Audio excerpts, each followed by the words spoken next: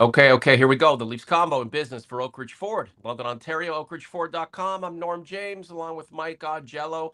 There was a football game in Detroit last night, and the Leafs prevailed 10-7 by a field. over the Red Wings. WTF, Mike? WT, like what the flying F was that? How many Rouge points were scored? What was No, that? it's. I mean, honestly, you're up 7-2 in the going into the third period, and everybody's like, "Okay, we can just like cruise." And you have to give Detroit credit; they got a goal early, and then all of a sudden they were feeling their oats, and 7-3, 7-4, 7-5, and and it just happened within the span, I think, of 3 minutes. And I don't think Sheldon Keefe wanted to pull Jack Campbell, but he had to pull Jack Campbell because Jack Campbell couldn't stop a watermelon, couldn't stop a basketball, whatever. It's like it was terrible. And we had Mike Zeisberger from NHL.com on Off the Post earlier, and I talked about this with him. And I mean, everybody realizes that the defense is the issue with the Leafs. It's been the issue for a few years, and we've talked about it ad nauseum. But in the reality of Peter Mrazek is a good 1B. Jack Campbell is going to be the guy you would think that's going to be the starter in the playoffs. And the way it's broken down, I mean, okay, last year he took over for Freddie Anderson. He had a great last 25 games. He had a really good playoff. He wasn't at fault for the loss against Montreal.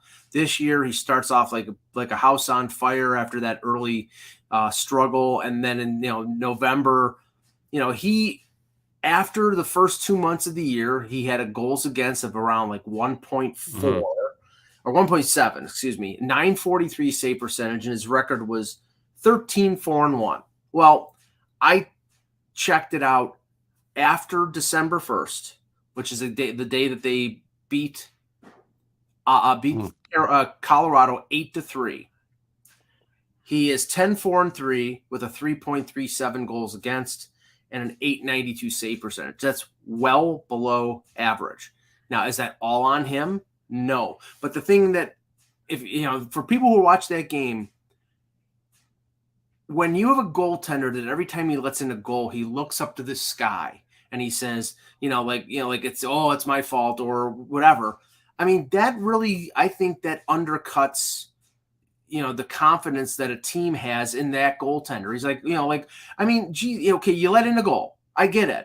But every time it's like, oh boy, it's like, what the F? It's like, it's just, you cannot do that. And he's been doing that. And if you notice in post-game media availabilities, if you watch that on the Leafs website, he's always like, well, I need to stop those pucks. Okay, stop saying it and do it.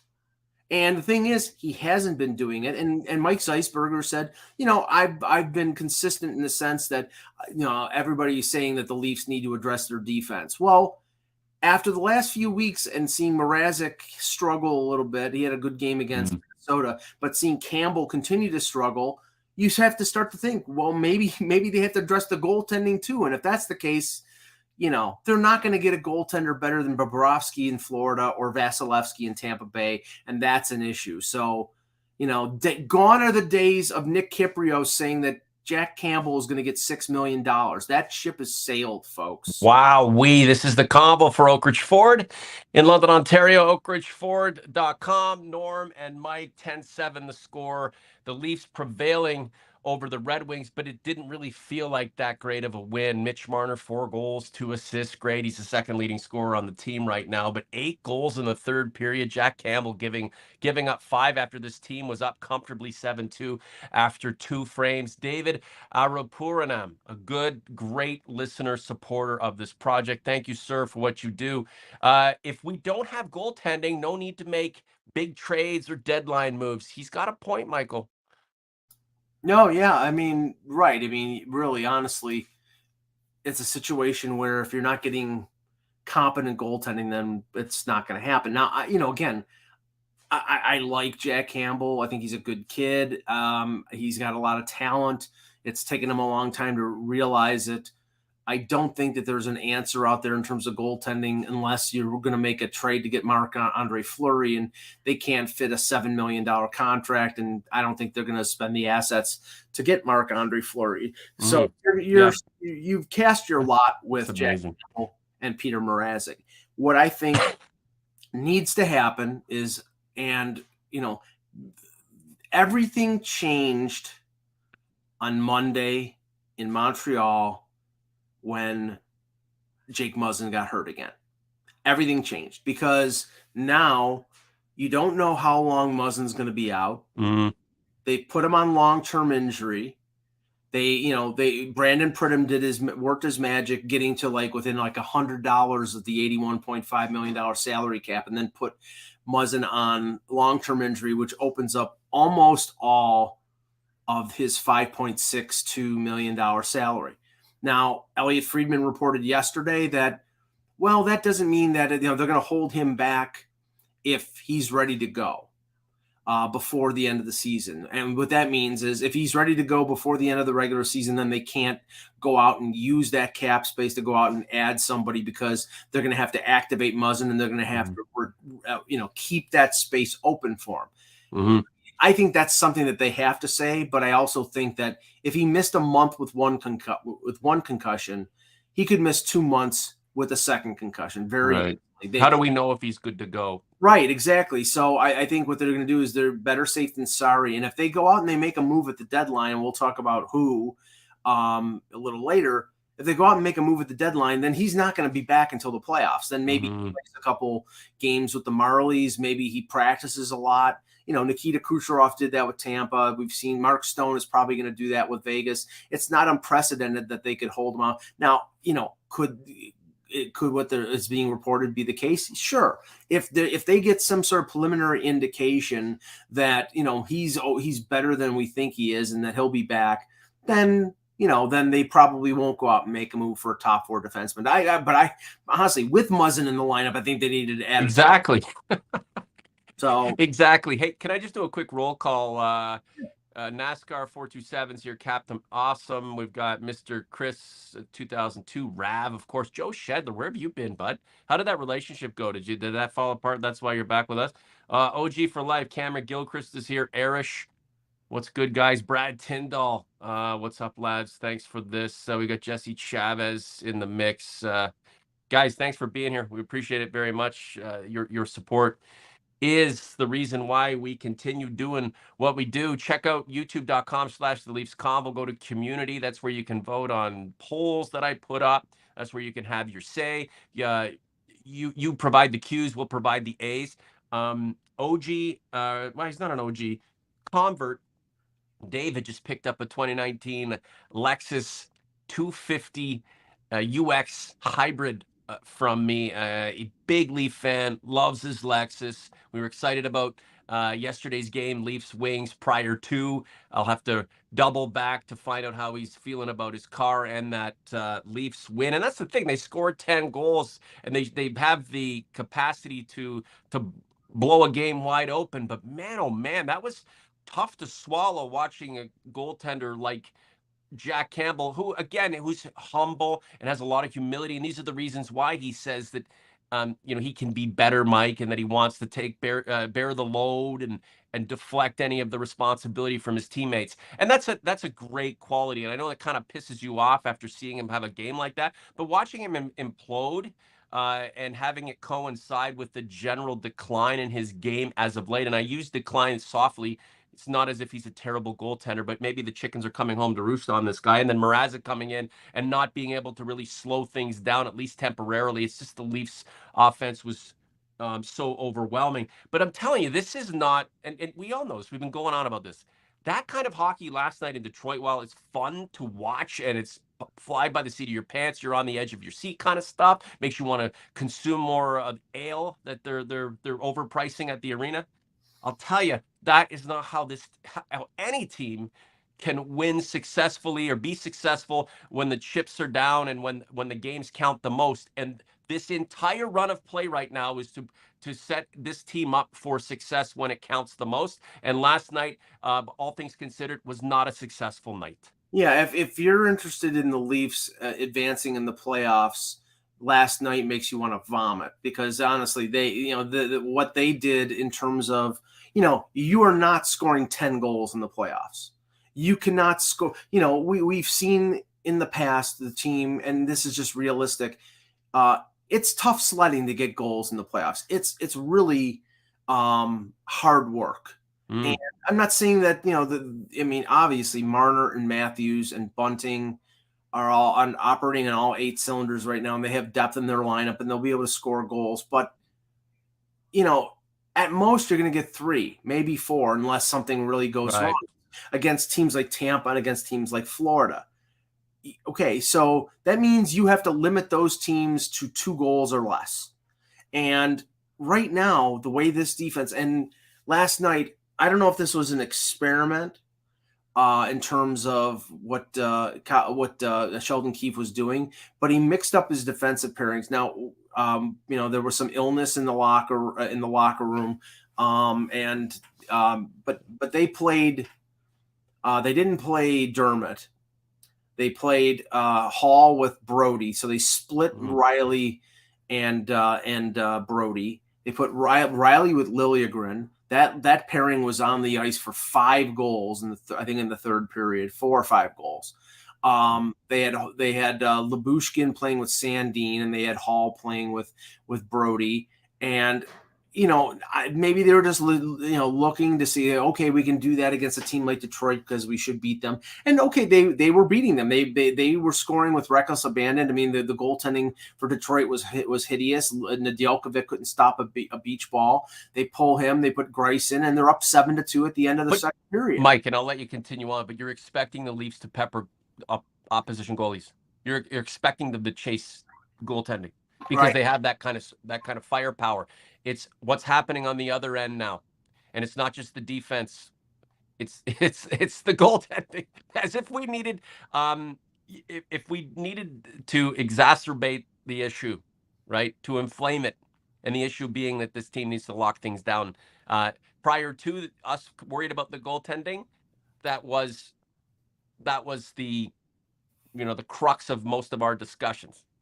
And now it continues to be that, but there are other problems to consider. And you're seeing in the chat, like blow it up or sell or don't do anything. And I'm sorry, the Leafs can't just stay the course because there's just no indication that the way this team is rounding into shape will pay dividends when it matters most. And this team has to succeed in the playoffs by hook or by crook, or there's going to be major changes, right? So anyway, continue on.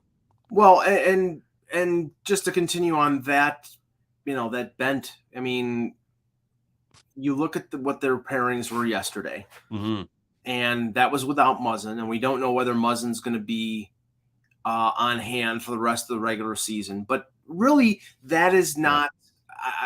That's not the focus. That's not the focal point because, like I said before, they needed to get a top 4 defenseman, even with Muzzin in the lineup. So now, with Muzzin out of the lineup, they have the ability to open up the cap space as long as Muzzin doesn't play the rest of the regular season. Yeah. Now, that's a difficult thing because it's tough to ramp up for a playoff situation when you're not playing the last 9 weeks of the regular season. But he's somebody who knows what motor. Yeah, and he can rejoin the team for the playoffs, and there's going to be no implications. Right? No, exactly. So yeah, I wouldn't worry about that, especially if he's trying to heal mentally, physically, spiritually.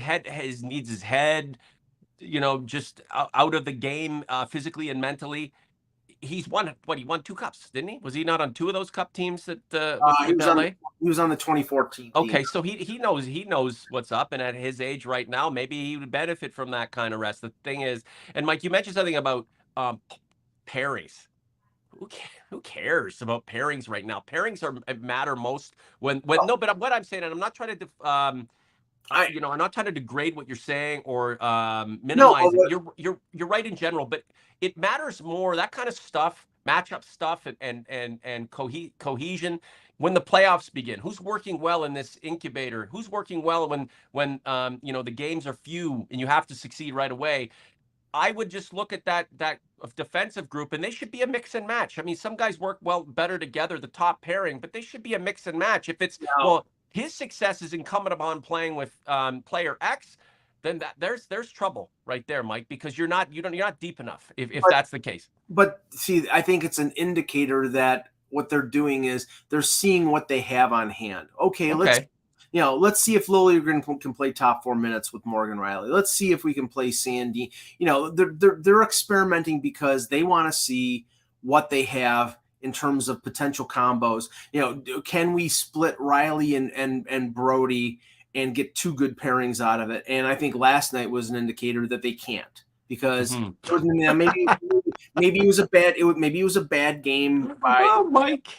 But no, when you're on the ice for 5 goals against in a period, it's not friggin' working. I'm sorry. Wow. They were just overwhelmed. That was crazy. That reminded me of the massacres in Buffalo 15 years ago. Did it not? Well, I was at that one game. It was 5-2 in the third period, with Andrew Raycroft in goal, and I think it ended up 7-5 Buffalo. It's like, and I'm sorry, you can't get that kind of stuff out of your head. And that's like, this team 4-1 against the Bruins. Okay, nobody's on this team that was on the ice for that game. But we've had collapses against Columbus. We've had a series collapse with against the Canadians. It's right now, it's in their head. And until they get past it, it's constantly a factor. Now, the question is, and like I said, based on the reporting from last night, and Elliot Friedman is as good as it gets. If he's saying that Muzzin won't be held back, then that limits the Leafs in terms of what they can do to get a top 4 defenseman to, making a deal where they're trading through a third team, and that third team is retaining salary, and that's a rental deal. Okay, that's tougher and more expensive to do, but the indicator is that the Leafs want a player who is not just a salve on the wound for this year, but somebody who's got term, who's got a couple years. Easier said than done. And they're going to have to make a decision at some point whether it's worth to mortgage or to give away, future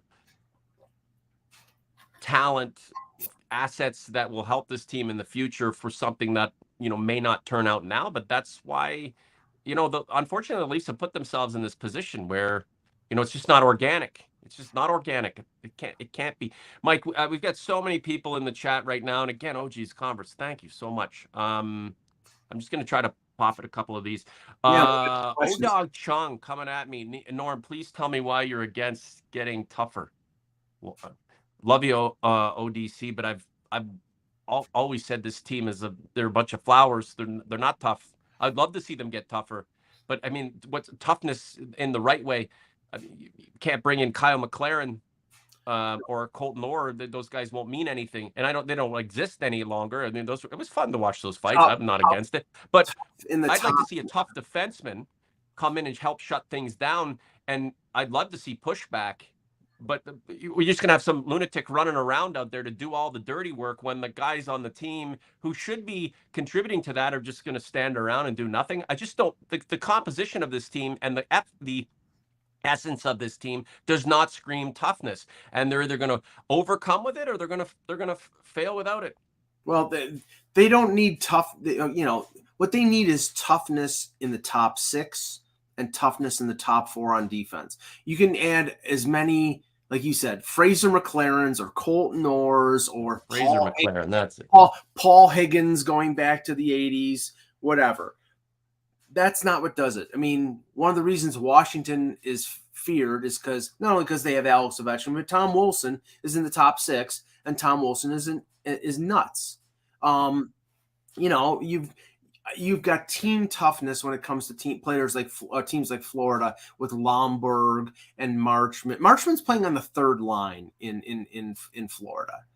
Tampa Bay has got toughness throughout their lineup. Corey Perry is on their 2nd or 3rd line. I mean, this is what I mean. You've got players playing in more key positions on those teams, and you've got big guys like Hedman. I mean, Hedman's not a tough guy, but he's 6'7", so he gets tough when he needs to be.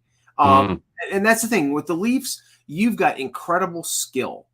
You do. You've got. I mean, I think Brody and Riley have been one of the better defensive pairings in this league. And as we saw yesterday, the line of Bunting, Matthews, and Marner is incredible. Marner gets 4 goals. Matthews is now leading the NHL in scoring, and Bunting is leading the NHL rookies in scoring.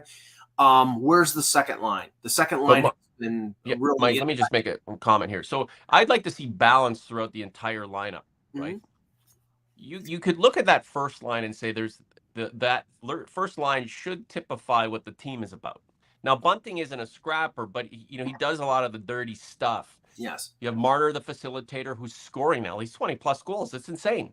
And then of course the hallowed one, St. Matthews, who just does it all. But you've got a bit of, as Marner and Matthews seem similar, they are, they do bring different things and different mindsets and different ways of making that line successful. Then Bunting comes in and he's just kind of he's a guy who will pick up the goals where he can, and obviously be a contributor on a line with 2 all-world players, and then just be like, that's why he is statistically where he is right now. So that's nice.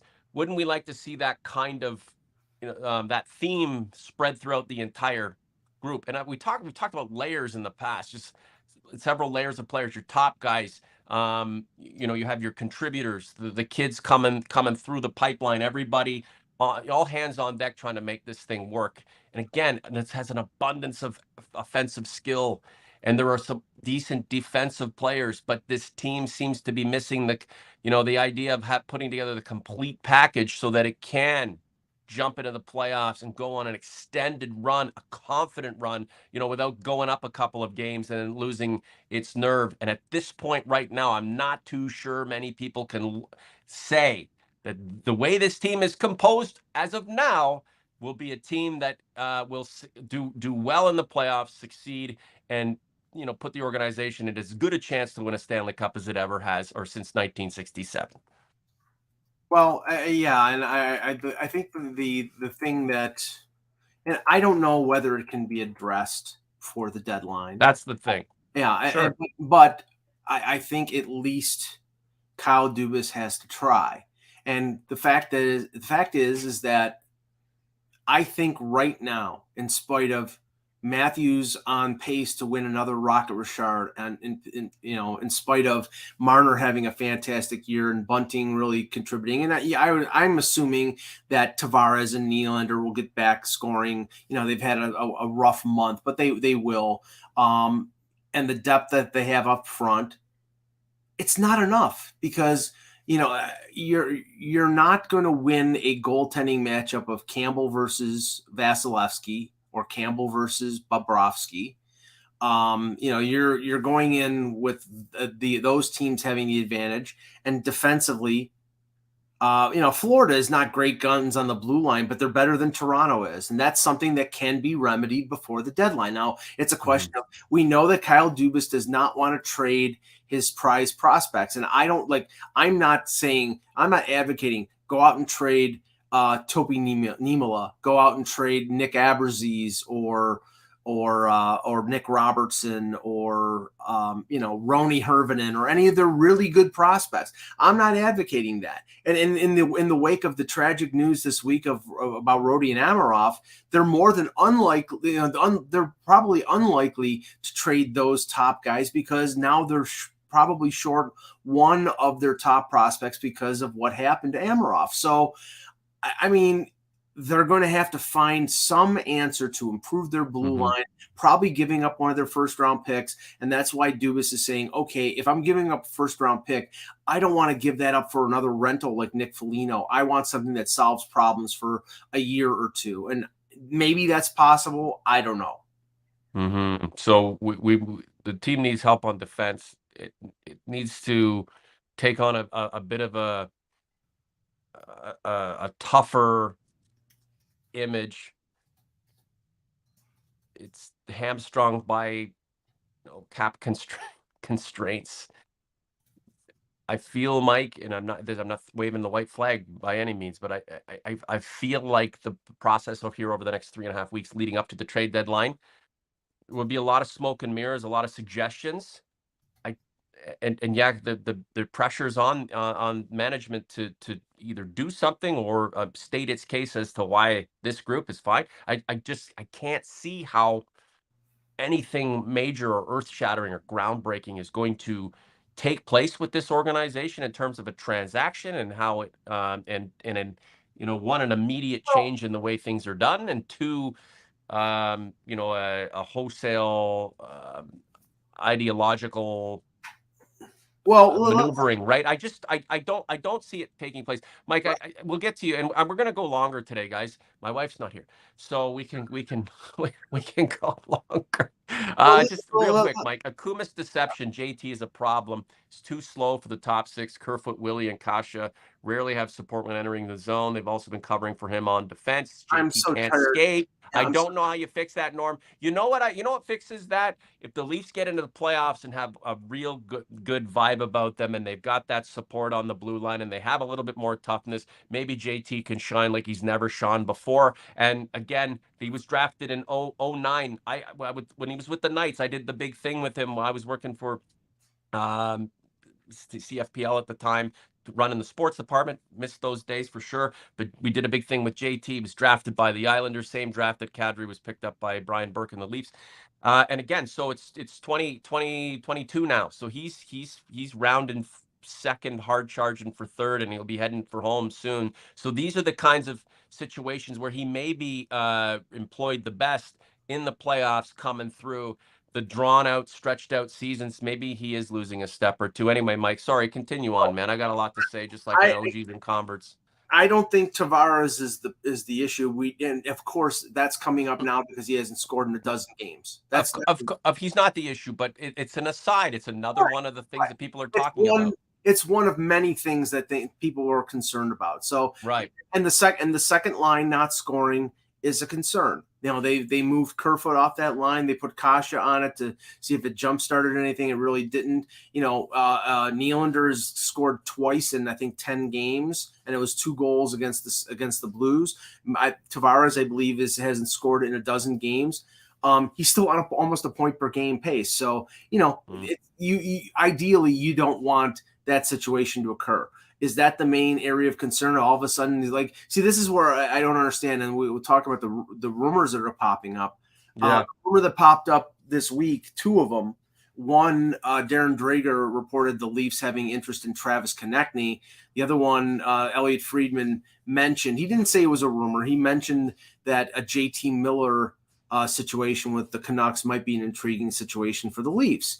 JT Miller is the reason the Leafs would be interested in him, and Friedman said that they had contacted the Canucks about JT Miller because JT Miller is a different type of forward than the Leafs have right now. He's a physical guy, and if you put him on the wing with a Tavares and a Nylander, he provides a different aspect than what Kerfoot does. Kerfoot's had a very good year. He's got like 25 assists, but he's a speedy, smaller guy. And that's the issue. They have too many of those guys. And the Travis Konechny thing, that was something that Dreger reported. The Leafs could have drafted Travis Konechny in 2015. They had a second first-round pick. They traded that second first-round pick instead of taking him. Kyle Dubas was an assistant GM. Not to say that Travis Konechny is not a good player. He is a good player, but he's another – the reason they traded that pick is because, he's another small, skilled forward. Gee, where have we heard? And they ended up trading that pick, and they got Dermott, and they got Jeremy Bracco and an extra pick. And, in the end, probably you'd rather have Travis Konechny. But Travis Konechny is signed for another 3 years of over $5 million. Do you really think that the Maple Leafs are going to take on another forward making over $5 million? You've got another thing coming if they're going to spend the money on something that's going to be on a blue liner. Can someone point out in the chat, wherever, when and where a group of diminutive dynamos did anything of substance other than get analytics people excited? No, I just want to know, like, what dynasty in hockey had a bunch of Smurfs running around who could stick handle and pass and play effervescently and fairly. Just go ahead. Just I'd love to know. Is it can Nope. Nothing. Nope. Again, and it's not, you know, you need, and we've seen it. I'm taking the glasses off now, getting serious. You need a team that is built and built properly and layered properly, and it has come together over time. The problem with the Leafs is it's been getting in its own way with failure, giving it hasn't been given the proper opportunity, and it's its own, it's made its own demise here as a group to go through the process and get through 1 round, 2 rounds, 3 rounds, learn, grow, have failure right when success is there. This team just been spinning its wheels with the same thing over and over again. Sure, they tried to get a little bit tougher last year, but Mike, and that's the thing. As where we are right now, we're either going to have to have some major revelation happen with this group, or it's going to need some major alterations to take place. There, I'm done. To take place over the next 6, 7, 8 months through after this season is up, and then take another shot at this properly. Because the way it's been going right now, for as fun as it is to watch this team score all the goals, for as fun as it is to just worship at the altar of Austin Matthews and talk about how William Nylander is the greatest signing in the history of hockey, it's not amounting to much, Mike. Well, and it's still, here we are with all this anxiety over the real things that matter to a winning organization. That's good goaltending and solid defense. Corey Parrish in the chat is asking about Luke Schenn, and we've heard Luke Schenn's name mentioned a couple times over the last few years. And Luke Schenn makes a little bit of sense. This is the thing. Luke Schenn is not a top 4 defenseman. Luke Schenn is probably a bottom pairing guy. Now, for a team like Vancouver, who is not a playoff team, I just looked it up. He's playing 17 minutes a game, and he's a plus 13. He's the best plus minus on Vancouver. So, and he's got another year on his contract, and he's making less than $1 million bucks, and he's right-handed. So, put all those things together, and Luke Schenn might be, and he's 32 years old, so he's not over the hill. Now, he's never been a quick defenseman, so he's basically, he's a Canadian Lyubushkin. And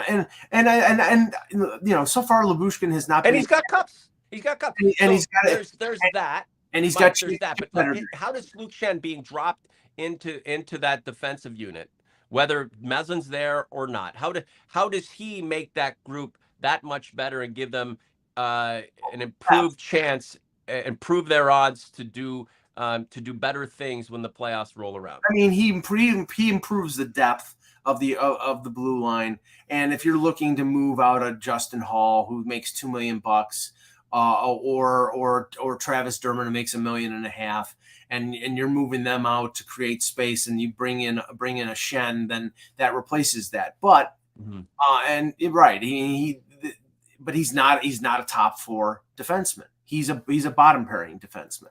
And maybe so Schenn plus another top 4 D-man is fine at the deadline. Again, that's Caleb Schrammo. Caleb, thanks very much for your contribution. I just put those up just as to support the point, or just to be there, Mike. You don't have to read them necessarily, but I hear what you're saying. Guys like Hall and Dermott at this point really don't seem like, other than being passengers and maybe do something that's spectacular here once in a while, and then they kind of regress into their overall regression. Those guys don't seem like they have to be with the team or not be with the team for this group to be successful. So if you can supplant one of them for someone who's got some skill and does bring a different dynamic to a group that is lacking on a whole, then why not try to do that if you can? Now, if you're going to go cheap, and I'm talking cheap in terms of cap space, if you're convinced that Muzzin's coming back, then guys like Schenn, guys like Zdeno Chara, although I don't know if Zdeno Chara would approve a trade to go to Toronto, because I don't think he wants to cross the border, even though things are starting to open up now. He probably will go either to one of the Florida teams or back to Boston or Pittsburgh, something like that. But if you're talking rental, and you're talking top four, you're talking Josh Manson, and there's no guarantee that Anaheim is going to trade him. You're talking John Klingberg, and came out this week that the Leafs at least put in a call to Dallas, but Dallas is right in the thick of the race in the West. You're talking maybe Hampus Lindholm, and the same thing he's with Anaheim, or you're talking Rasmus Ristolainen, and it came out a couple days ago that Ristolainen turned down an offer from the Flyers and wants to get traded. Elliot Friedman reported that get traded to a playoff team, so he can prove his bona fides in the postseason. I think he is a postseason type of player. He's a big physical right hand defenseman. Sure. So those guys would be the targets, and they would entail the Leafs giving up probably a first round pick plus. Yeah. And then somebody in the chat was saying, well, Chychrun. Okay, if you're talking Chychrun, you're talking Jacob Chychrun. If you're talking Jacob Chychrun, you're talking probably your number one and two of your top prospects. So now he's got 3 years left in the contract, and that's all fine and good. But I don't think that the Leafs they're looking for somebody with term without giving up a ton. And I don't know if that works. Unless you're going to give up a Sandin or a Liljegren in the deal. And I don't think they want to do that either. So it's a question of what they want to do to address, how much money they have to do it in. And, thankfully they have planned this out, and they have one of the best capologists in Brandon Pridham. But who knows what they can do and, how long, how much room they have to work with. Yeah, we figured that having all the smartest guys in the boardroom would work out for this team. But has it? Really? Has it? Like Austin, what does Austin Matthews have to do with Kyle Dubas or Brandon Pridham? Nothing. He was the best player available. The Leafs had the number one pick. It was an easy choice, right? Yeah, it's one of those things, Mike, that it confounds, it confuses, it drives people crazy. The tantalizing possibilities of this organization, yet there's the missing elements can sometimes be covered up based on what this team does with its pizzazz. And then when things go awry like they did last night in Detroit, it leaves us, with a bad taste in our mouths, reminds us of how things fell apart in playoffs gone by, and does not give us a whole bunch of confidence in the group going forward. But any stranger things have and can happen. Though I will tell you, the Leafs you don't win Stanley Cups with a one-dimensional group. Never do. No one ever has. Jeremy W. brings up a name that's been mentioned over the last week or so. Yeah, Max Domi. Yeah. Who we're both aware of during your career. Now, this is the thing: Max Domi is a rental. Max Domi is on a team that is not in the playoff race in Columbus.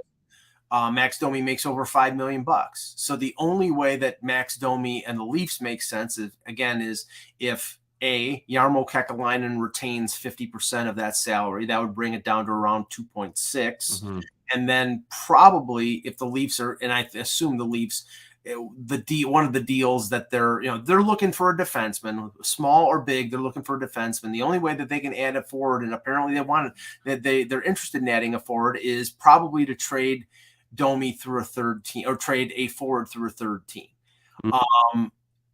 It's possible. Ottawa, Buffalo, Detroit, a number of these teams that, they're going to be, middlemen in deals.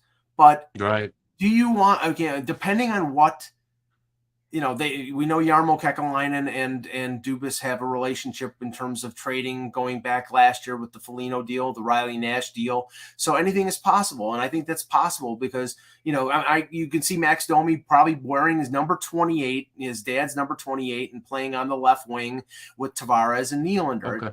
Yeah. I can see that. But do they want to give up the assets necessary for that type of deal on top of what they need to do for a defenseman? I don't know. I mean, if they can get him cheap, if basically Jarmo is saying, well, okay, I'll take a second round pick and then they have to pay another draft pick to get somebody to retain salary, maybe they do it because that doesn't take away from what they need to trade for a defenseman. But I don't know. I mean, there seems to be a lot of concern right now, Norm, about that second line and that the mix is just not there. And putting McCabe on that line or putting Kasha on that line or putting Nick Robertson on that line isn't jump starting Tavares and Nylander. And will Domi or Konechny or JT Miller do it? I don't know. I vote for Ty Odog Chung. Max has skill, and hell will punch your face off.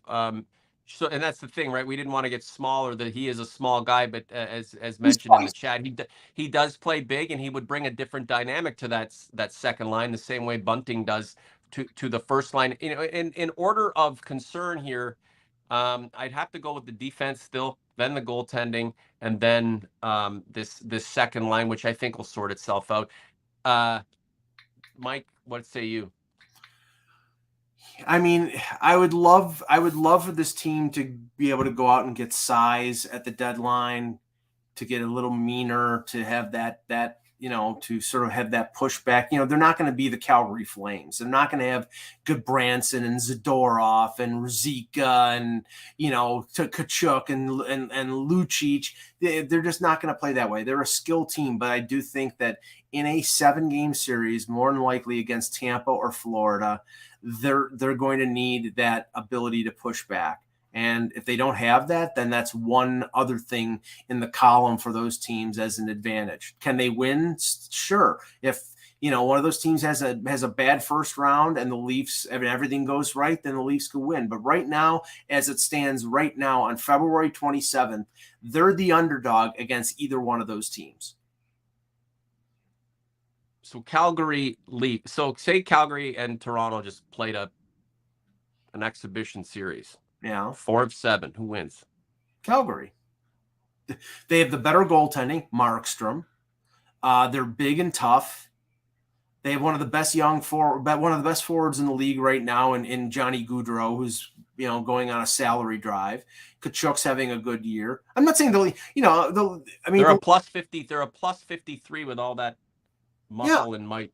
Yeah, I mean they're 9-1 in their past 10, and this is not a Flames love-in, guys. We know how tribal Leaf fans are. We Mike and I, this is the Leafs combo, it's not the Flames combo, but we kind of like the way we like the way the Flames have been built. And listen, they've kind of are they on the same sort of timeline as this Toronto group, Mike?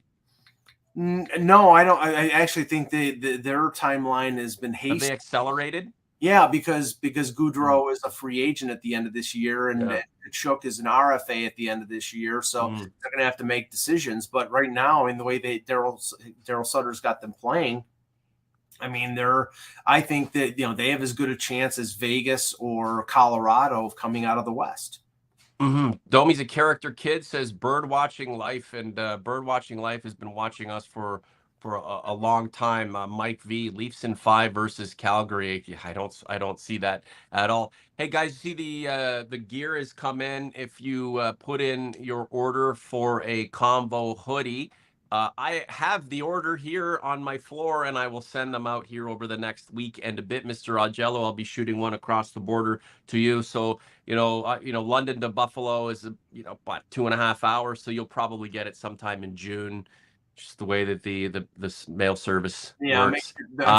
Mine is black. I've got some gray ones. I had a bunch of friends at work grab like pink and yellow and all kinds of stuff like that. I feel like this is the Leafs Convo Roots collection. You used to go to Roots at Eaton Center and they'd have all the different colors. Oh, I like the green. I like the yellow. I like the orange. I do that every time I go to Toronto. I go to the Roots at Eaton Center. Yeah, for sure. And these hoodies are made by Cutter and Buck. They're phenomenal.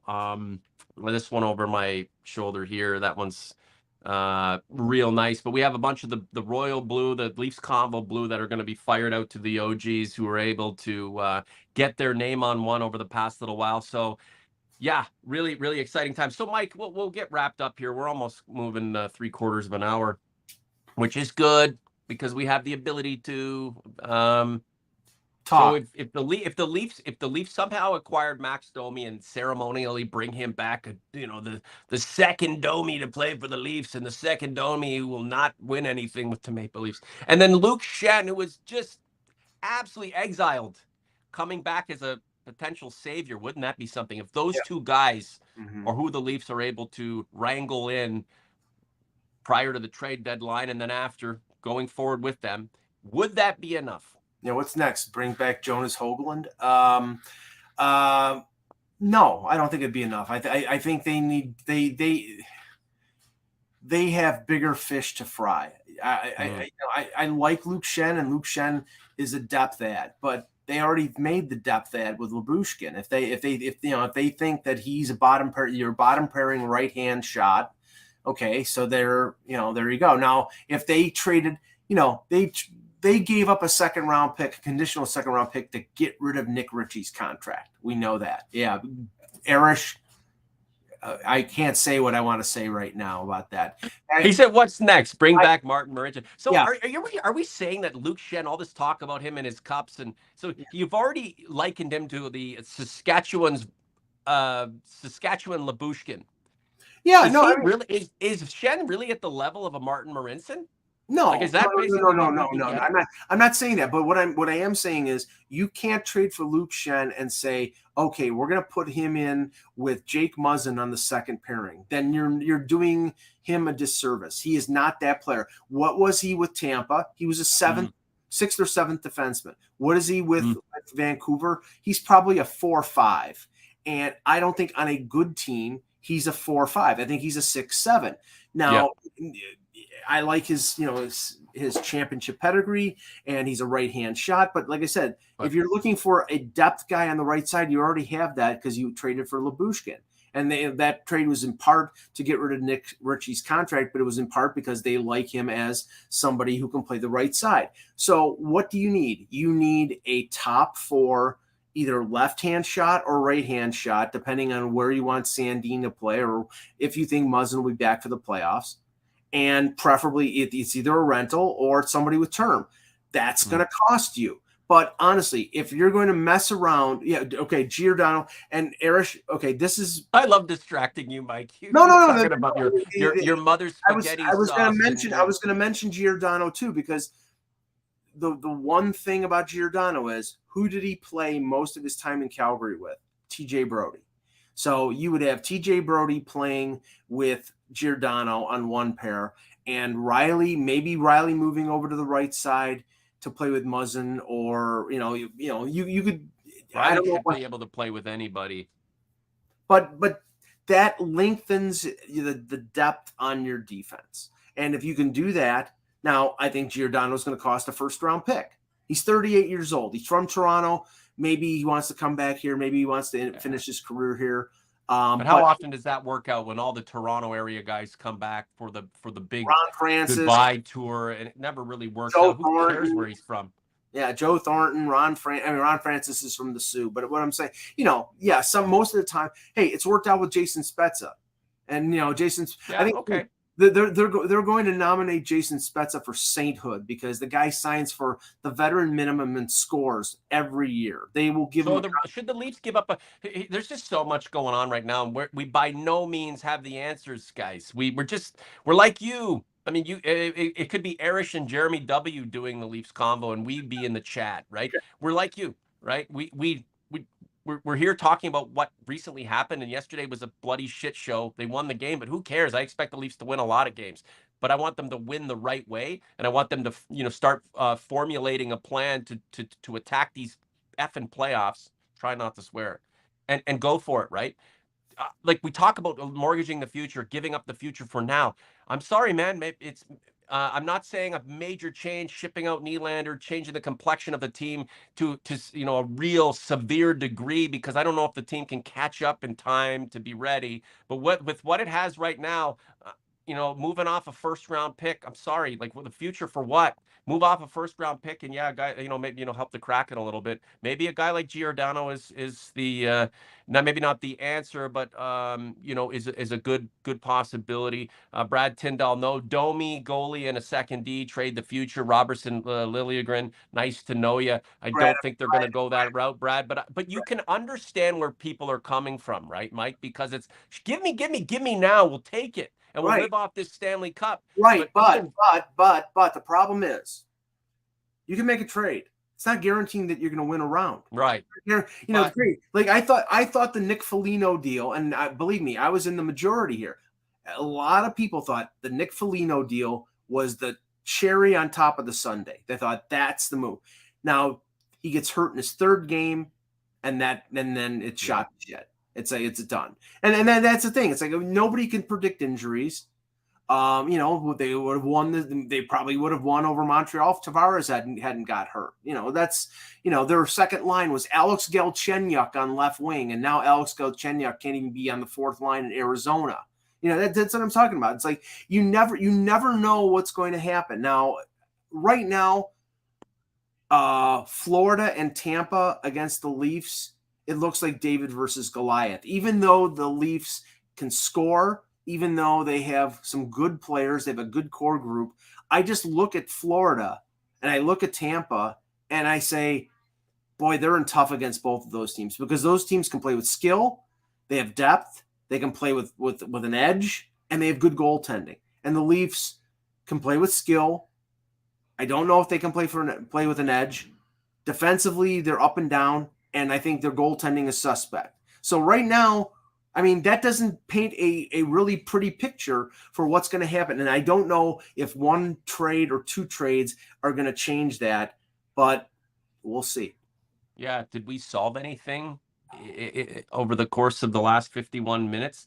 No. Have we made ourselves feel worse about this team over the last 51 minutes?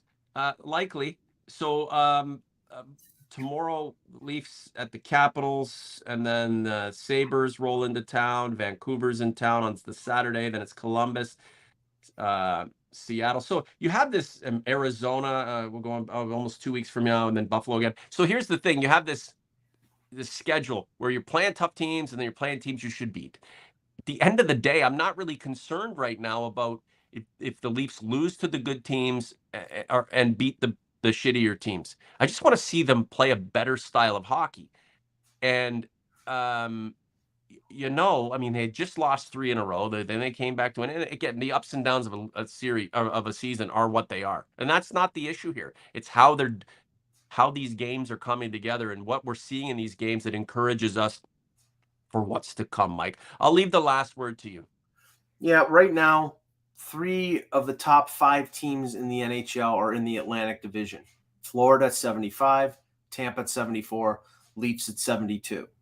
In my mind, they need to win this division to be able to avoid a first-round matchup against Florida or Tampa. Let Florida and Tampa beat the crap out of each other in the first round. But that doesn't guarantee anything because the Leafs would play Boston or Pittsburgh or something like that. And, those teams can get hot too. So I just think that the best course of action for Kyle Dubas and the Maple Leafs is make this team as good as they possibly can be and then let the chips fall where they may. And we'll see.